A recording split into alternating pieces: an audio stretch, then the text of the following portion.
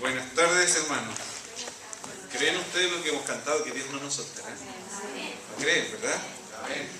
Hay un texto en la Biblia, bueno, estoy muy contento de compartir con ustedes en esta mañana porque estamos iniciando un nuevo periodo de año escolar, ya las vacaciones se acabaron, seguro algunos todavía están de vacaciones por ahí, pero son los menos.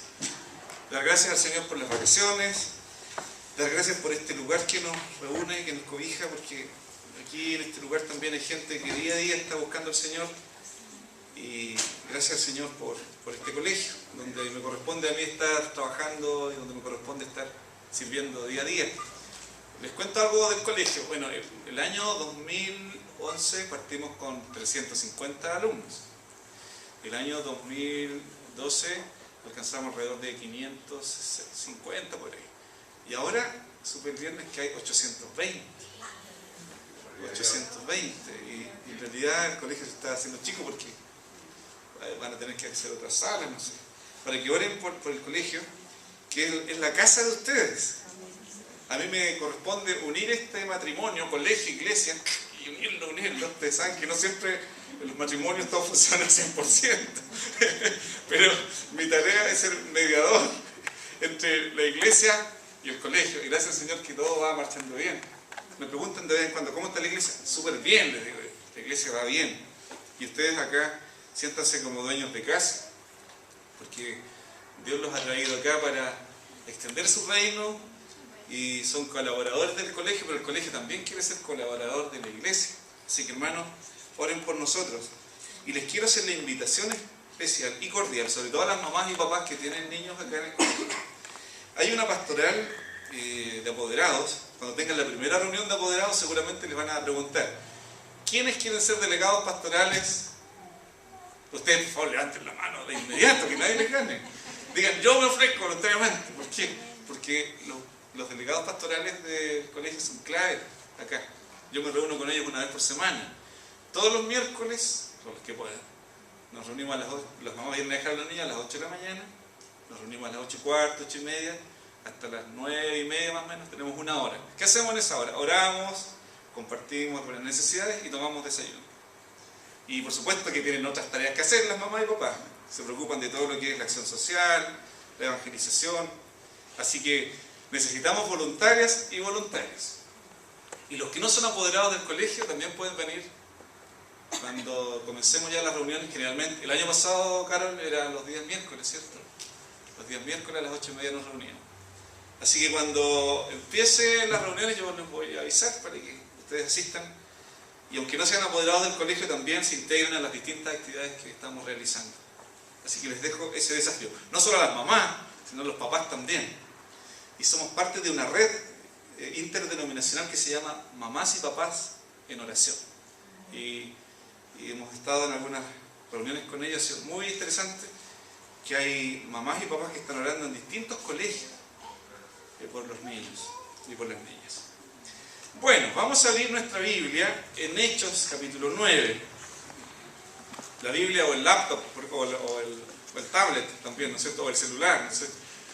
Yo sé que ustedes están más tecnologizados que yo. Y pensé, cuando preparaba el sermón, les voy a desafiar a las hermanas que por favor traigan sus Biblias. Pero me acordé que hoy día también en el celular está la Biblia.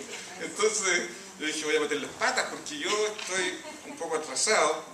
Claro, si uno va a la iglesia, porque un pastor un día me dijo, un pastor ya mayor me dijo: ahora la gente no lleva la Biblia a la iglesia. Sí, pastor, ¿estás de acuerdo? Estoy completamente de acuerdo. Yo también me enojé y dije: la gente no lleva la Biblia a la iglesia. Ahora todo aparece acá, en el proyector, la gente no lleva la Biblia. Pero después alguien me dijo: oye, pero si la gente lleva en el celular la Biblia, en el laptop, en el tablet. Así que bueno, o algunos lo tienen acá en el disco duro, bueno, como sea, lo importante es que la traiga, ¿ya? Traiga el texto para que podamos compartir la palabra del Señor. Vamos a abrir la Biblia en Hechos 9, del 26 en adelante. Hechos 9, 26 en adelante. Dice así: cuando llegó a Jerusalén, trataba de juntarse con los discípulos, refiriéndose a Saulo de Tarso. pero todos le tenían miedo, no creyendo que fuese un discípulo. Entonces Bernabé, tomándole, lo trajo a los apóstoles y les contó cómo Saulo había visto en el camino al Señor, el cual le había hablado, y cómo en Damasco había hablado valerosamente en el nombre de Jesús. Y estaba con ellos en Jerusalén, y entraba y salía, y hablaba denodadamente en el nombre del Señor, y disputaba con los griegos, pero estos procuraban matarle. Cuando supieron esto, los hermanos le llevaron hasta Cesarea y le enviaron a Tarso. Entonces, las iglesias tenían paz por toda Judea, Galilea y Samaria, y eran edificadas andando en el temor del Señor, y se acrecentaban fortalecidas por el Espíritu Santo. Amén. Fíjense que este contexto, si nosotros leemos solamente el versículo 31, dice: entonces las iglesias tenían paz. Pero este pasaje, este versículo está en un contexto de crisis, en un contexto de dificultad. Si usted tiene su Biblia, vaya atrás. Aparece: Saulo escapa de los judíos. Saulo predica en Damasco. Conversión de Saulo. Felipe y el etíope. Predicación del Evangelio en Samaria. Saulo persigue a la iglesia. Capítulo 7. Defensa y muerte de Esteban. Etcétera, etcétera, etcétera. Pero dice el versículo 31. Entonces las iglesias tenían paz. ¿Cómo es esto? Si el panorama es caótico, ¿cómo vamos a tener paz? ¿Cómo vamos a estar en paz? Hay tres cosas que quisiera que compartiéramos en esta mañana en base a este versículo. Hoy día vivimos una etapa importante para la vida de la iglesia, para esta iglesia local. Pero estamos viviendo quizás una etapa muy interesante para toda la iglesia en general. Cuando hablamos de iglesia, hablamos de todas las iglesias cristianas. Nosotros nos sentimos hermanos de todos aquellos que confiesan a Jesucristo como Señor, ¿verdad? Y en la clase de adultos me di cuenta que habían algunos hermanos que vienen de la iglesia anglicana, Asamblea de Dios, de Eclesia, la hermana también acá, ¿verdad? Todos venimos de distintos contextos. Dios ama a la iglesia y Jesús dio su vida por la iglesia. Y hoy día en nuestro país y en el mundo entero hay un hambre, hay una sed de Dios, y la gente como nunca se está cuestionando muchas cosas. Lo que está sucediendo en el panorama religioso tradicional hoy día, sobre todo en el mundo católico, ¿verdad? Donde vemos que en 600 años, es algo tremendamente histórico, muy importante, en 600 años no sucedía lo que está sucediendo hoy en la Iglesia Católica, que un papa renunció a su cargo. Para el mundo católico esto es como mover el piso y como que la fe está puesta en un ser humano, en un hombre, y hoy día, alguien dijo el otro día, una persona muy católica: me siento pero terriblemente mal, porque no tenemos un papa.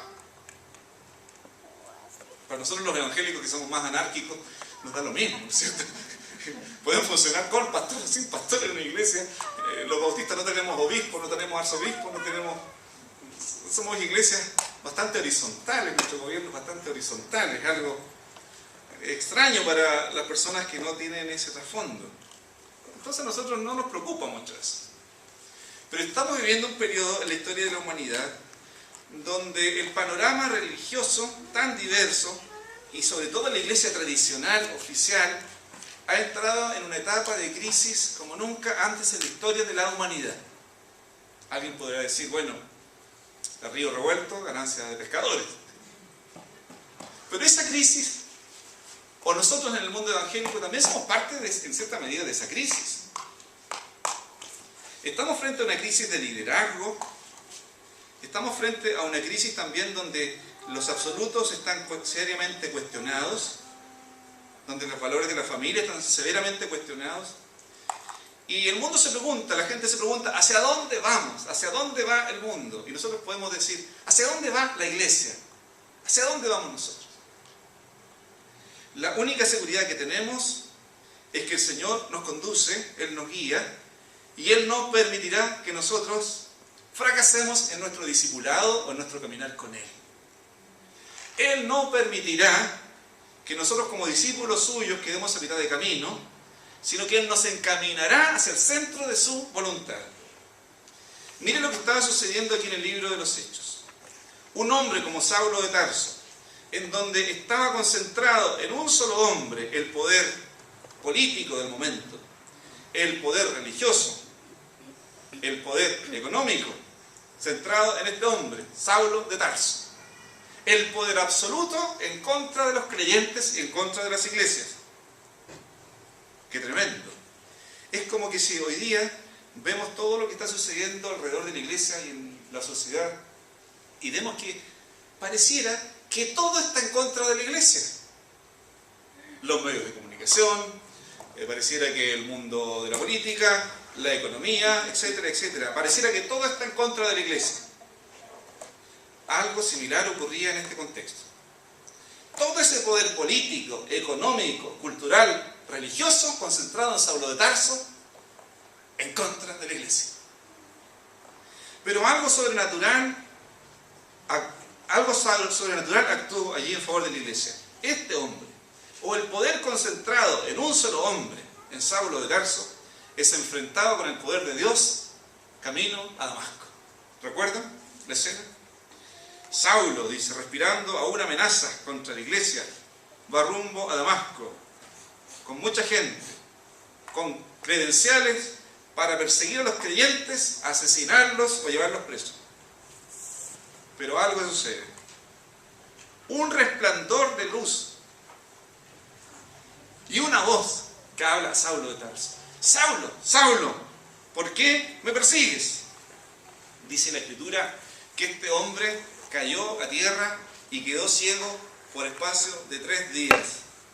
Y la voz de Dios, Saulo, Saulo, ¿por qué me persigues? Esa experiencia de Saulo de Tarso allí, camino a Damasco, cambiaría su historia personal, pero también cambiaría la historia de la iglesia del momento y cambiaría la historia, la vida de muchos creyentes que estaban amenazados por este hombre.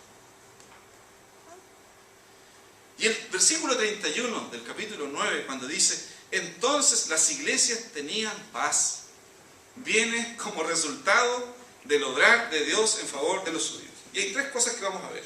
En primer lugar, dice el texto, las iglesias tenían paz. A ver, usted me va a recordar ese primer punto, ¿ya? Las iglesias tenían paz. Segundo punto, las iglesias eran edificadas. A ver, Rodrigo, ¿cierto? Ya, las iglesias eran edificadas. Y el tercer punto, se acrecentaban. Ya, Carol, allá. ¿Cuál es el primer punto? Tenían paz, eran edificadas y se acrecentaban. Vamos a ver. Nos encontramos con esta palabra que aparece acá, paz. ¿Alguien se podría imaginar que paz es estar allí en la playa, tirados, como estuvimos, ¿no es cierto? Algunos, los que pudieron, los que pudimos, no sé. Bajo un quitasol, con un juguito, o quizás qué cosa, pero bueno, con algo para refrescarse. Y con un buen bloqueador, mirando a los niños cómo se bañan allá. Alguien podría decir, ese es el panorama perfecto para hablar de paz. O bajo un parrón, no sé. Pero fíjense que acá cuando se habla de paz, los hebreos utilizaban una palabra que es la palabra shalom. Shalom. Y el término shalom en el Antiguo Testamento es una definición siguiente. Es la vida en armonía con Dios, armonía con el prójimo, con la creación y consigo mismo. Shalom es la presencia de Dios mismo, pero no ausente de crisis. Es el shalom de Dios en medio de la tempestad y de la dificultad. Cuando cantábamos que a Dios no me soltarás, no me soltarás, ni en lo alto ni en lo bajo, no me soltarás. Ahí hablamos del shalom de Dios. Es una palabra muy, muy profunda. Porque hoy día cuando nosotros hablamos de paz en nuestro idioma, paz es ausencia de guerra, ausencia de conflicto, ausencia de dificultades. Pero no, bíblicamente el shalom es paz en medio de la crisis. Distinto, ¿no? Distinto a como nosotros manejamos algunos conceptos. Estas iglesias en Judea, Galilea y Samaria tenían paz. ¿Qué significa esto? Que nosotros como creyentes somos llamados a vivir en primer lugar este shalom de Dios.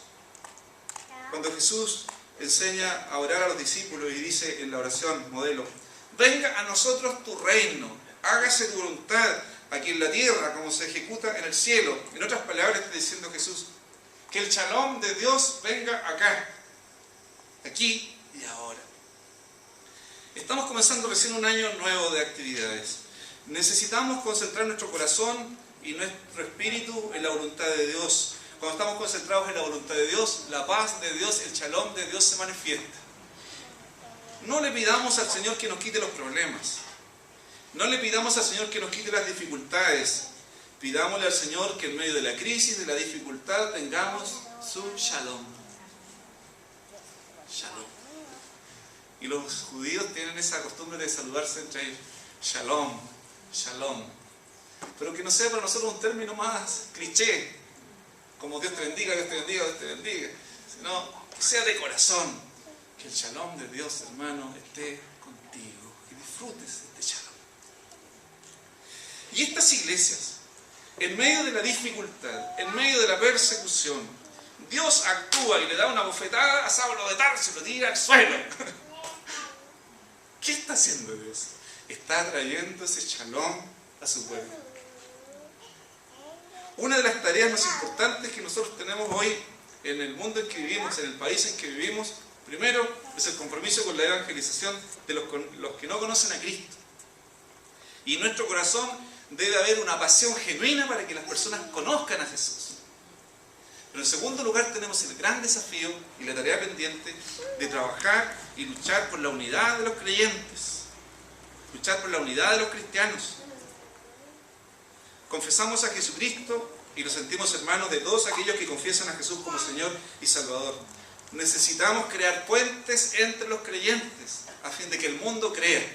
Jesús dijo: no ruego que los quites del mundo, sino que los guardes del mal.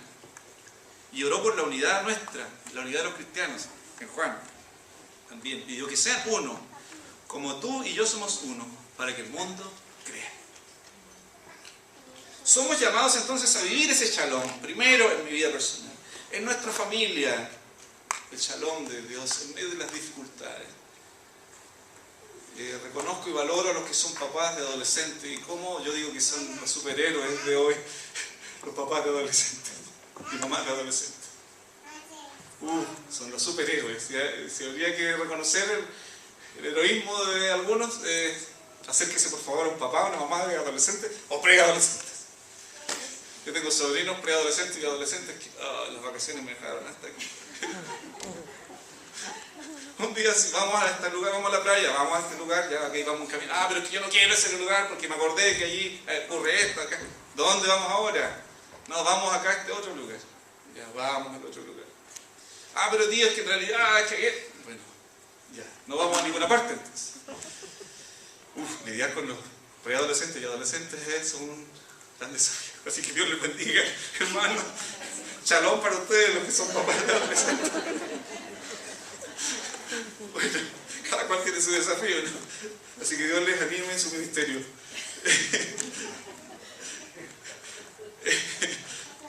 El shalom de Dios, somos llamados a vivir ese shalom. Cristo hizo posible ese shalom en nuestra vida. Dice Efesios que el Señor hizo la paz entre los que estaban cerca y los que estaban lejanos a través de la cruz de Jesús. Él nos reconcilió con Dios. Ya no estamos lejos de Dios. Estamos cerca de Dios por el sacrificio de Cristo allí en la cruz del Calvario. Y somos misioneros de este shalom. Las iglesias tenían entonces ¿qué cosa en primer lugar? Paz. Paz, ¿no es cierto? Y dijimos que esa paz no es ausencia de conflicto, sino es paz en medio de la tempestad. Pero además dice de las iglesias, y eran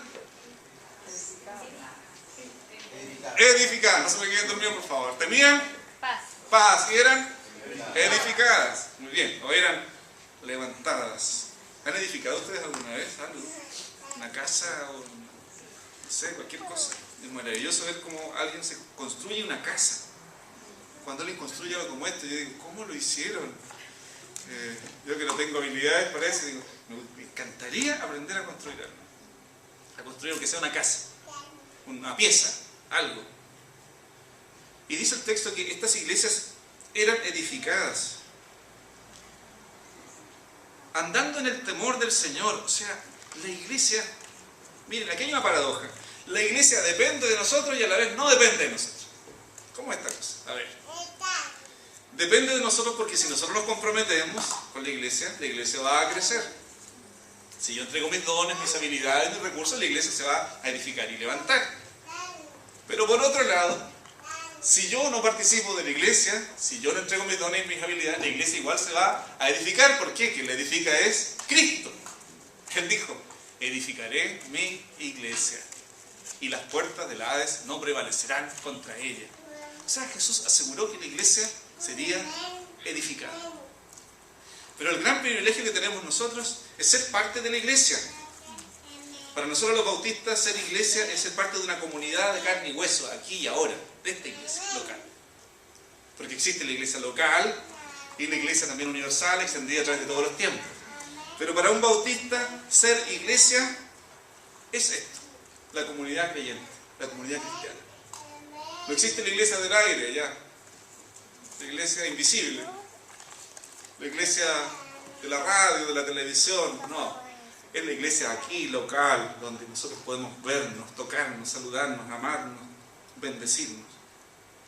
Y estas iglesias, dice que aparte de tener este shalom de Dios, eran edificadas, consolidadas, crecían, dice el texto, que crecían, era un crecimiento numérico, se acrecentaban, fortalecidas por el Espíritu Santo, crecían en número, en extensión, en conocimiento del consejo apostólico, crecían en relaciones sanas entre los creyentes, crecían también viendo los milagros y los portentos que el Espíritu Santo producía en la vida de la iglesia.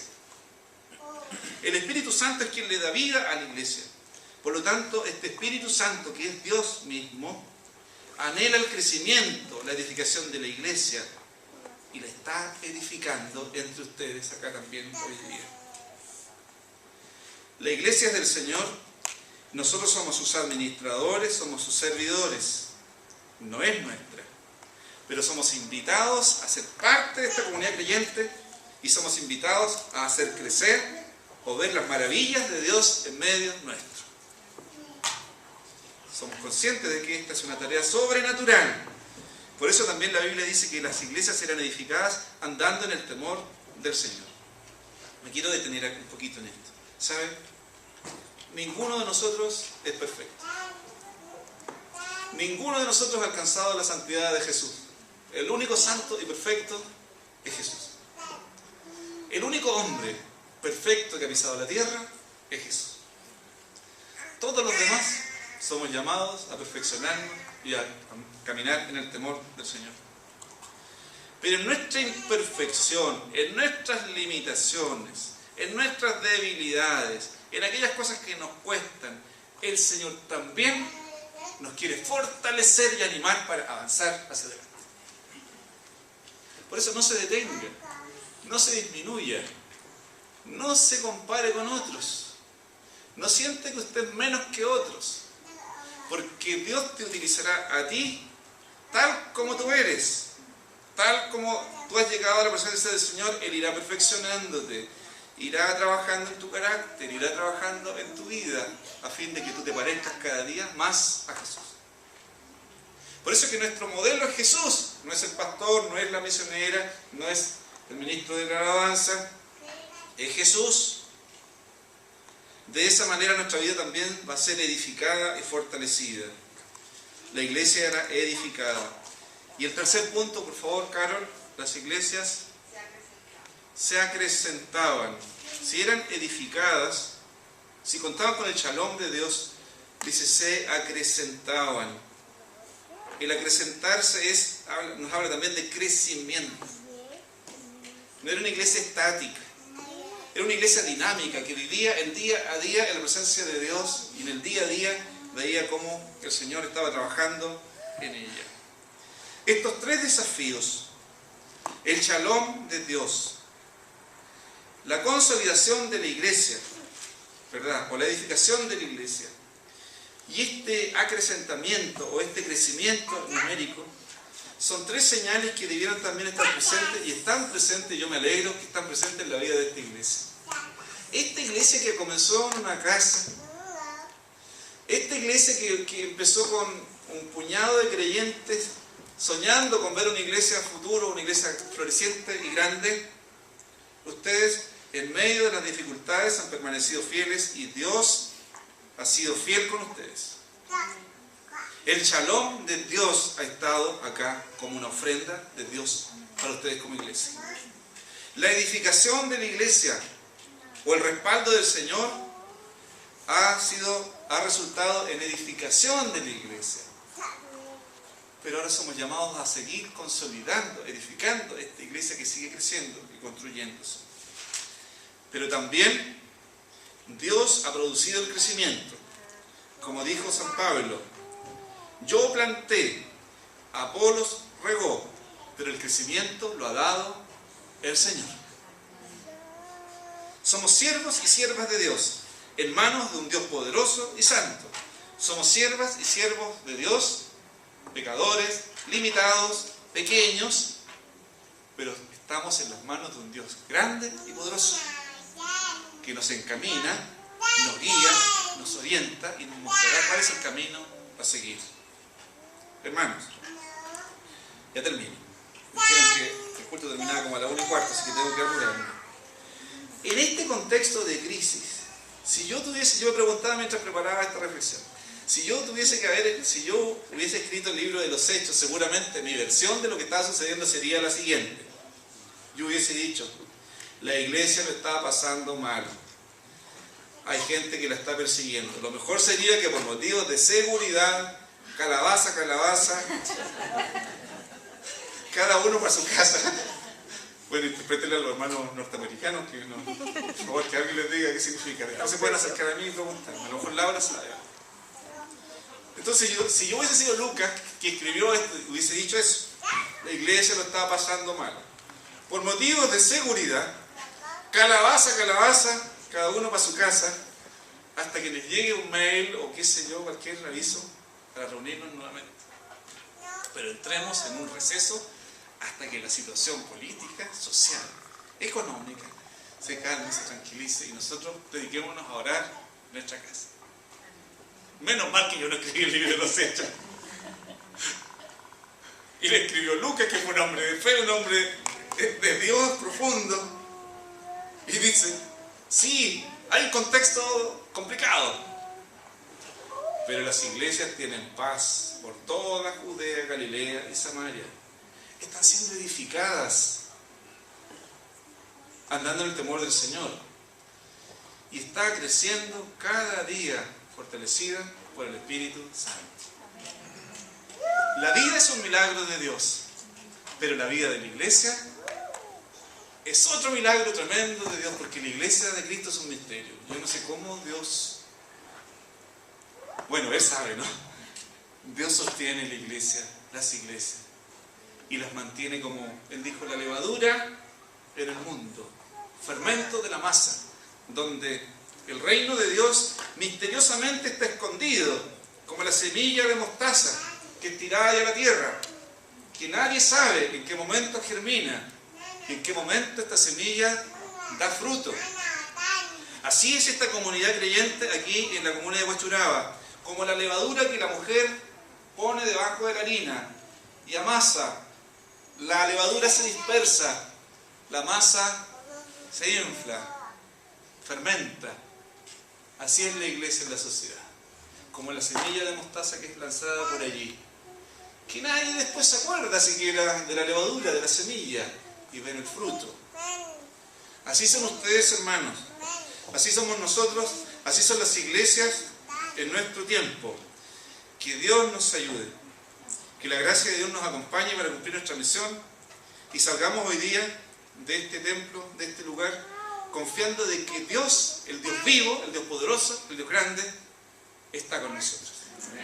Y que el shalom de Dios esté en tu vida, en tu familia, en lo que realicemos juntos para la gloria del Señor. Oremos. Gracias te damos, Señor, por tu presencia entre nosotros, al igual como en las iglesias donde leíamos recién. Creemos que el shalom tuyo, la paz tuya que sobrepasa todo entendimiento, guarda nuestros corazones. Fortalece esta iglesia, que esta iglesia crezca, se desarrolle para la gloria tuya.